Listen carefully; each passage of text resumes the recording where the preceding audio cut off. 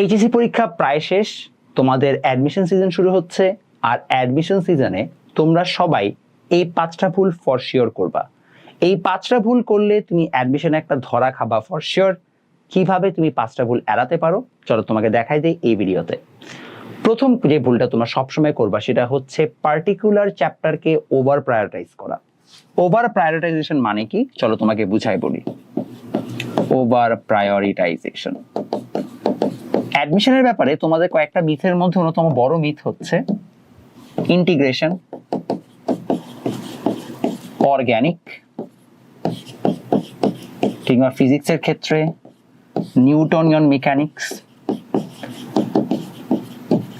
এই টাইপের কয়েকটা কিংবা হচ্ছে যে চলতরিৎ। হ্যাঁ, এরকম প্রত্যেকটা সাবজেক্টের পার্টিকুলার কিছু চ্যাপ্টার আছে যাদের প্রতি তোমাদের একটা আলাদা ফ্যাসিনেশন কাজ করে, কারণ এই চ্যাপ্টারগুলো কমপ্লেক্স। বিগত অনেক বছরে এই চ্যাপ্টারগুলো থেকে বেশি বেশি কোয়েশ্চেন আসছে। তো তোমরা ধরে নিচ্ছ যে ভাই এই চ্যাপ্টারগুলোকে আমাকে অনেক ইনডেপথ পড়তে হবে। ইস্যু তোমাকে আমি খুব সিম্পল বলি, এই চ্যাপ্টারগুলো থেকে প্রত্যেকবার কিছু গ্যাম্বল হয়। যেমন আমার সময় বুয়েট ভর্তি পরীক্ষায় অর্গানিক কেমিস্ট্রি থেকে প্রথমত কোয়েশ্চেন আসছে কম, একই সাথে কোয়েশ্চেন আসে সহজ, লিটারেলি এইচএসসি স্ট্যান্ডার্ড কোয়েশ্চেন দিয়ে দিছে। সো আমি সহ অন্য যে সকল ছেলে বা ছেলে মেয়ে তারা অর্গানিক কেমিস্ট্রি অনেক এক্সটেন্সিভলি পড়ছে, অনেক কিছু এক্সট্রা পড়েছি, তাদের কোনো লাভ হয় নাই। আবার ইন্টিগ্রেশনের ক্ষেত্রে দেখা গেছে যে আমাদের ইন্টিগ্রেশন সব কোয়েশ্চেন ব্যাংক রিপিট করেছে। আমরা ওয়ালিস থিওরেম, উমুক তুমুক হ্যাঁ মানে এক গাদা জিনিস পড়ছি এক্সট্রা, এগুলো কিচ্ছু কাজে লাগে নাই। So integration, differentiation, organic, Newtonian mechanics এরকম পার্টিকুলার বেশ কিছু হেভিওয়েট চ্যাপ্টার আছে যেগুলো নিয়ে মানে অ্যাডমিশন সিজনে অনেক বড় বড় হচ্ছে যে বলতে পারো মিথ চালু থাকে যে এটা পড়তেই হবে, এটা না পড়লেই না, এখান থেকে ইনডেপথ পড়তে হবে এটসেট্রা এটসেট্রা। এগুলোর ভিত্তি নাই। তুমি একটু কোয়েশ্চেন ব্যাংক ঘাটলেই বুঝবা যে আমরা যতটা বলি রিসেন্ট ইয়ার্সে আসলে সবসময় যে অনেক কঠিন কঠিন কোয়েশ্চেনই আসছে এগুলো থেকে, এমন সত্য কথা না। আর যদি সেটা সত্য না হয় তাহলে তোমার এই পার্টিকুলার চ্যাপ্টারের পিছনে অনেক সময় দিয়ে আসলে নিজের জন্য একটা বিপদ ডেকে আনার তো মানে নাই, গিভেন তুমি একজন average student. So over prioritise করা যাবে না, বুঝে শুনে তারপরে আগাও। আর অনেকে যাদের এই অ্যানালিসিসটা করতে কষ্ট হয় তাদের জন্য আমি একটা অ্যাপ অলরেডি হচ্ছে যে আমরা লঞ্চ করেছি, তার নাম হচ্ছে স্মার্ট সহায়। তোমরা এটা এখন অ্যাপ স্টোরে পাবা না, 2 সপ্তাহ পরে পাবা, প্লে স্টোরে তোমরা পেয়ে যাবা, যে কোনো অ্যান্ড্রয়েডে ডাউনলোড করতে পারবা। এখানে একটা ফিচার আছে যেখানে আমরা স্মার্ট অ্যানালিসিস দিই। সো বাই দ্য ওয়ে আমার একটু মানে নিচের ডেন্টিস্টের একটা কাজ করেছে আমার দাঁতে, যার কারণে আমি সার্টেন ওয়ার্ডস উচ্চারণ করতে কষ্ট হচ্ছে। তো স্মার্ট সহায় আপনারা ডাউনলোড করার পরে ওইখানে একটা স্মার্ট অ্যানালিসিস আপনাকে দেওয়া হয়, যেখান থেকে আপনি মোটামুটি বুঝতে পারবেন যে প্রত্যেকটা টপিক থেকে কেমন কোয়েশ্চেন আসছে। সেটা আপনাকে একটা ভালো আইডিয়া দিবে যে আসলে একটা পার্টিকুলার চ্যাপ্টারকে কতটুকু প্রায়োরিটাইজ করা দরকার। সো আশা করি আপনারা স্মার্ট সহায়টা ডাউনলোড করে রাখবেন। আপনাদের অ্যাডমিশন সিজনে এই অ্যাপটা অনেক কাজে দিবে আপনাকে। প্রত্যেকটা জিএসটি সহ, বিউপি সহ অনেক ধরনের ইউনিভার্সিটি যেগুলো আপনারা মডেল টেস্ট খুঁজে পান না, সেই মডেল টেস্টগুলো আপনারা এখান থেকে প্র্যাকটিস করতে পারবেন অনেক সাশ্রয়ী মূল্যে। এবং প্রথম দিকে আপনাকে ফ্রি ট্রায়ালই দেওয়া থেকে 15 দিন, আপনারা আগে ফ্রি ট্রায়ালটা ইউজ করে দেখেন আপনাদের কেমন লাগে। ওকে, ডান। ওভার প্রায়োরিটাইজেশনের পরে আমরা সেকেন্ড পয়েন্টে চলে যাই। সেকেন্ড পয়েন্ট হচ্ছে ল্যাক অফ কনসিস্টেন্সি।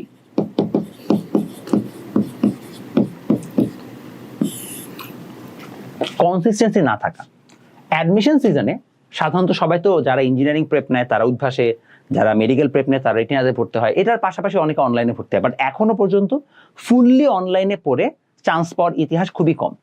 সো কিভাবে কি কাজটা হয়? খুবই সিম্পল একটা কাজ, যেখানেই পড়ো না কেন অফলাইনে সাধারণত ডেইলি এবং উইকলি এক্সাম হয়। প্রথম অ্যাটলিস্ট প্রথম 2 সপ্তাহ সবাই ডেইলি এক্সাম উইকলি এক্সাম সবগুলা দেয়। তারপর আস্তে আস্তে তারা ডেইলি এক্সাম দেওয়াটা অফ করে, তারপর আস্তে আস্তে উইকলি এক্সাম দেওয়া অফ করে, আর লাস্টে যে ফাইনাল মডেল লিস্টও ঠিক মতো দেয় না। এই যে ক্যাটাগরির বাচ্চাগুলো আছে এদের সবচেয়ে বড় সমস্যা হচ্ছে এরা প্র্যাকটিস ইনাফ করে না, এরা শুধু পড়তেই থাকে। তারা অনেক সময় আরেকটা নতুন হাইব্রিড মডেল চালু করে যে তারা অনলাইনে ক্লাস করবে, অফলাইনে এক্সাম দিবে।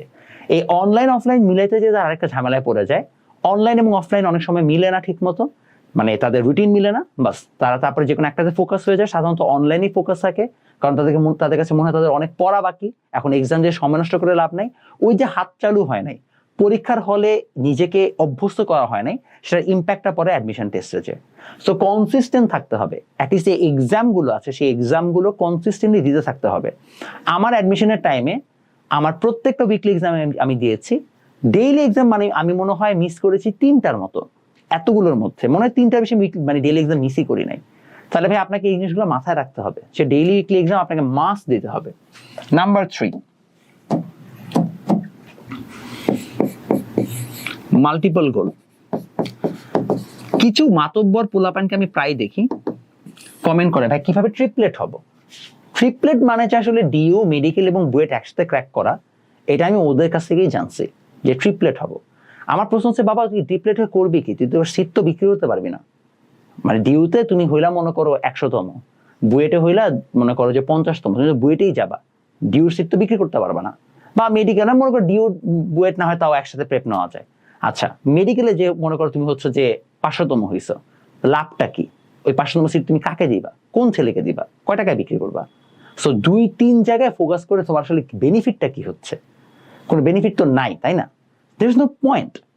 হ্যাভ আ ক্লিয়ার গোল যে ভাই আমি এটা টার্গেট করছি, আমি এটাতেই আগাবো। যারা মেডিকেলে পার্টিকুলারলি, তারা প্রথম দিকে সবাই ডিউ মেডিকেল একসাথে টার্গেট করে, একটা টাইম পরে সবাই বুঝে না ভাই থাক, পারবো না, এর থেকে শুধু মেডিকেলে আমি টার্গেট রাখবো। এবং মেজরিটি কেসেস তাই হয়। ব্যাকআপের কথা চিন্তা করা ভালো, বাট এটাও মাথায় রেখো কম্পিটিশন এতটাই ইন্টেন্স যে মানুষ একটা গোলে স্থির থেকেই চান্স পাচ্ছে না। সেখানে তুমি যদি মাল্টিপল গোল রাখো, তুমি হয়তো বা পারবা না। এবং কিভাবে বুঝবে যে আসলে তোমার অবস্থানটা কোথায়? ভাই তুমি মডেল টেস্ট দিচ্ছ না কোচিং এ, মানে দিবা তো, উইকলি এক্সাম ডেইলি এক্সাম দিবা না? ওইখানে মার্কস দেখে তুমি বুঝতে পারবা তোমার অবস্থান কোথায়।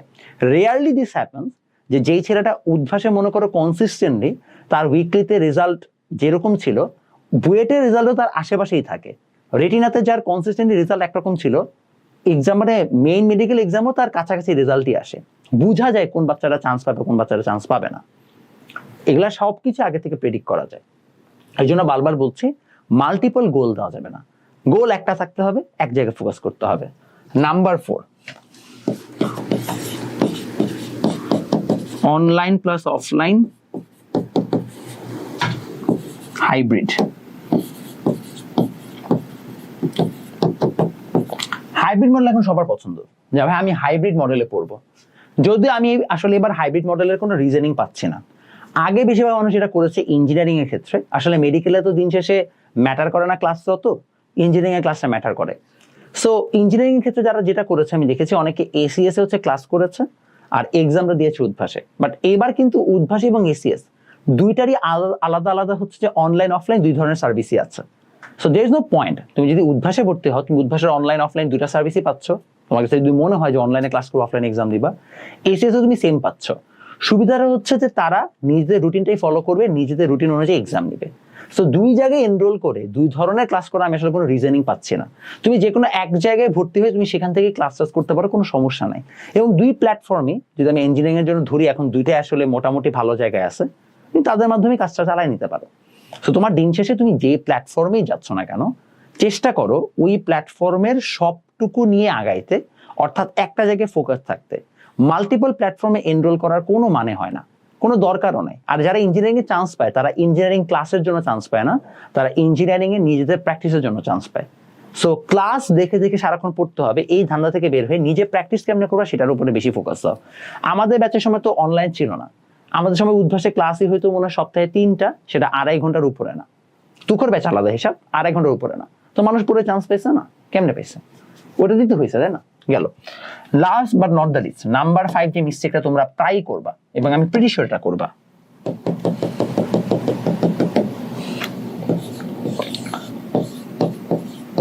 Over estimate your ability.